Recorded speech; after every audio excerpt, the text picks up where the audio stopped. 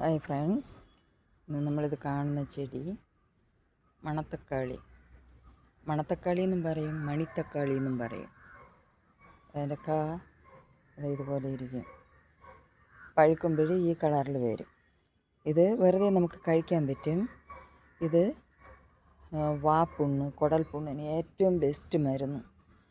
ഇതിന് വെറുതെ കഴിച്ചാൽ മതി. ലീഫാണെങ്കിൽ എടുത്തിട്ട് നമ്മൾ കൂട്ടാൻ വെച്ചിട്ട് കഴിക്കാം. തോരൻ വെച്ച് നമ്മൾ ഇലക്കറികൾ എങ്ങനെ വെക്കണോ അതുപോലെ വെച്ചാൽ മതി. നല്ല ടേസ്റ്റും പിന്നെ നല്ല ഔഷധ ഗുണവും ഉള്ളതാണ് ഈ മരുന്ന്. ഇത് താനേ മുളച്ച് വന്നതാണ്. എൻ്റെ ചെടികളുടെ ഇടയ്ക്ക് താനേ മുളച്ച് വന്നതാണ്.